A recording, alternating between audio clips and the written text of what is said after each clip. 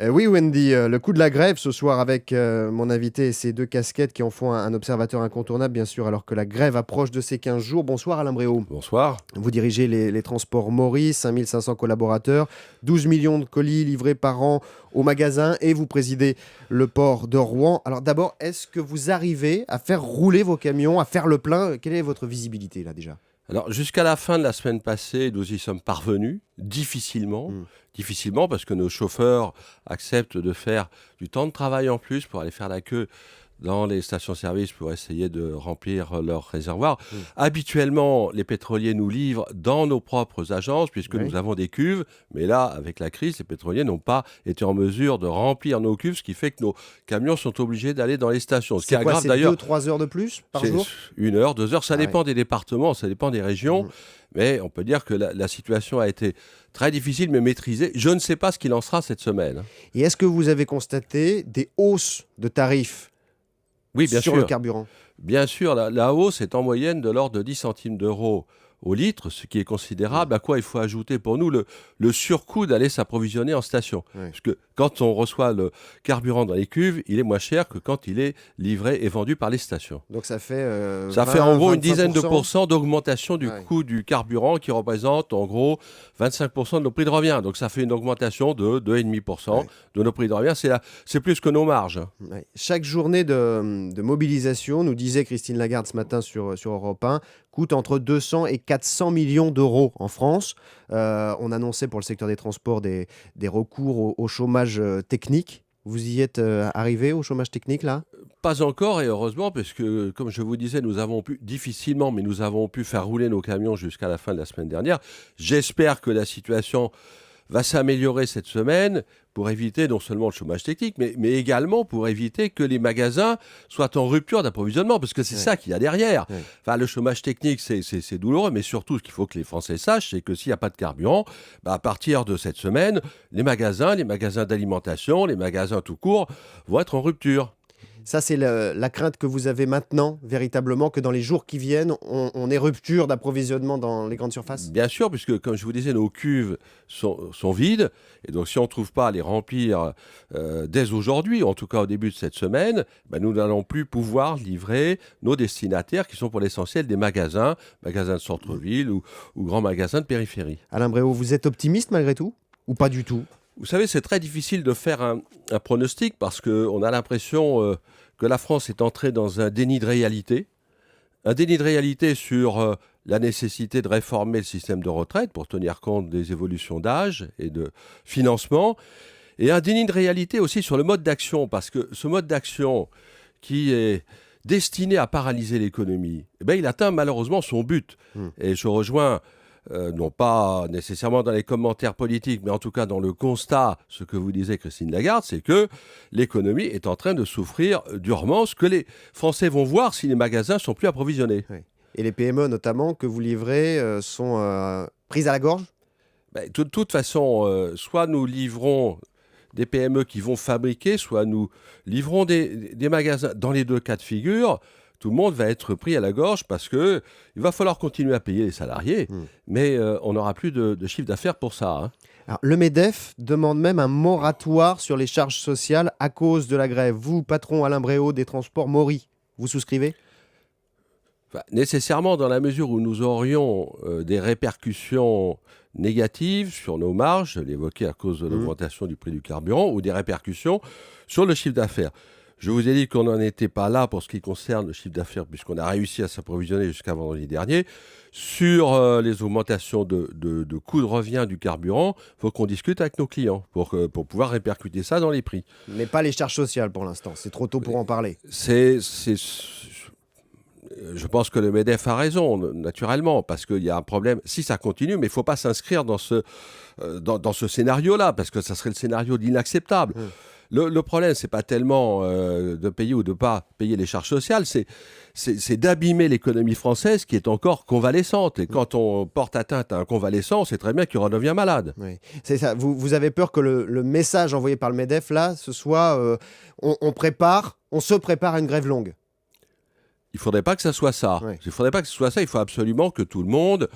D'abord, c'est la responsabilité du gouvernement trouve à réapprovisionner les stations, puis les cuves, pour faire marcher l'économie. Parce que là-dedans, on s'aperçoit bien que pour que l'économie fonctionne, il faut des transports. Et pour que les transports fonctionnent, il faut des camions. On nous dit souvent, hein, quand la situation est normale, oh, les camions, ça gêne, ça sent mauvais, etc. Ça pollue. Mais ouais, ça pollue. Faites du chemin de fer. Oui, mais là, on s'aperçoit bien que quand il n'y a plus de carburant, les gens ne peuvent plus bouger. Et les camions ne peuvent plus bouger non plus. Et donc, les magasins ne sont plus approvisionnés. Justement, on parlait du fret. Le fret dit que si la situation continue, c'est l'équivalent de 10 000 camions qui vont se retrouver sur la route parce qu'ils ne peuvent pas répondre à la demande, le fret. Et il suggère une sorte de service minimum pour l'ensemble des transports et notamment le fret. Ça vous paraît une bonne idée, ça ? Je ne vais pas me prononcer là-dessus. Vous savez, le fret ferroviaire, ça fait moins de 5% des besoins.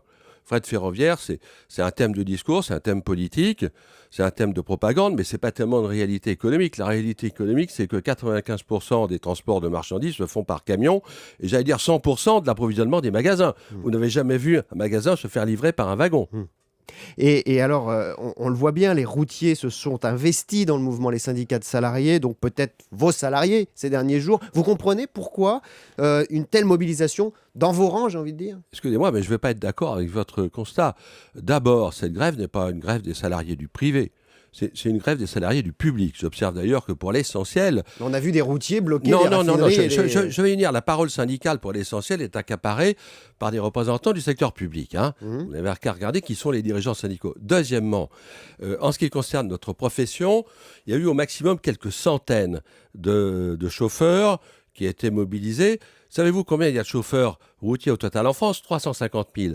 Donc l'information... c'est pas qu'il y ait eu quelques centaines de grévistes ou de tentatives de grévistes, c'est qu'il y avait 99,8% des chauffeurs qui travaillaient, qui voulaient travailler et qui faisaient même des heures supplémentaires pour aller faire la queue dans les stations pour s'approvisionner. Voilà, et il n'y avait évidemment aucun gréviste et c'est tant mieux dans notre entreprise. On voit que les préfets réquisitionnent en ce moment du personnel pour pouvoir ouvrir les raffineries, ramasser les poubelles éventuellement. C'est ce qu'il faut faire ou c'est une atteinte au droit de grève ? C'est évidemment ce qu'il faut faire parce que, comme je l'évoquais tout à l'heure, la grève, ça ne peut pas être une atteinte aussi importante et douloureuse à l'économie à partir d'un petit maillon. Là, il y a un petit maillon qui concerne quelques centaines de salariés, qui est celui des raffineries. Et avec ça, on voit qu'on bloque. Si d'autres corporations faisaient la même chose... Oui, mais on dit qu'il y a 50-60% des Français qui sont derrière ce mouvement. Écoutez, je ne vais pas mettre en doute les sondages, mais si c'est ça, c'est un constat qui est un peu accablant, parce que, comme je dis, c'est quand même un déni de réalité sur l'origine de l'affaire, qui est la nécessité de réformer le mode de financement des retraites pour pouvoir équilibrer ce régime. Et puis, il faut se rendre compte qu'avec cette atteinte à l'économie, qu'est-ce qui se passe derrière tout ça ? Et cette atteinte à l'image de l'économie française, la France est en train de sortir du club des grandes nations économiques. Elle ne se rend pas compte.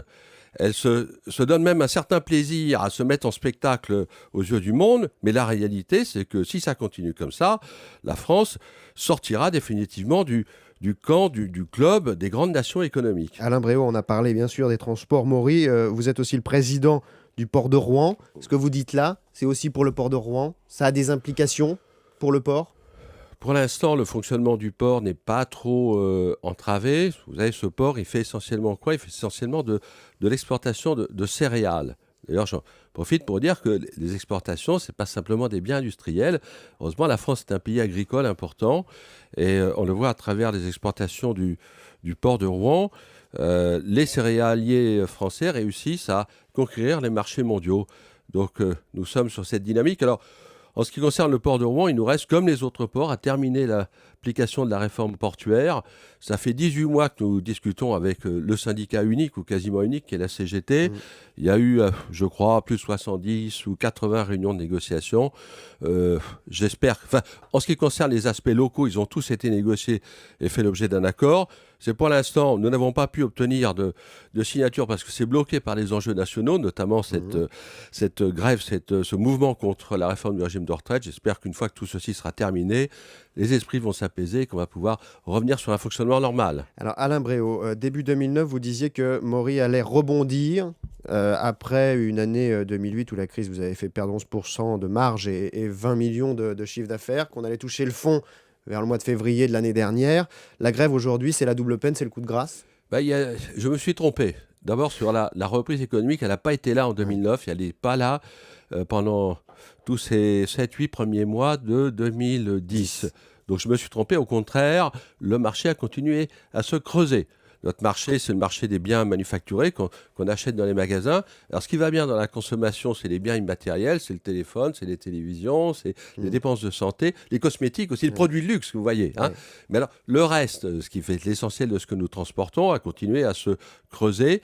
Alors, je me suis trompé là-dessus. Et puis, bien sûr, vous l'évoquez, il ne faut pas que cette grève continue parce que ça risquerait de remettre l'économie française dans une crise importante. Ça veut dire qu'il pourrait y avoir de nouveau des licenciements au sein de chez Maury? Oui, mais c'est chez Maury comme dans toutes les entreprises.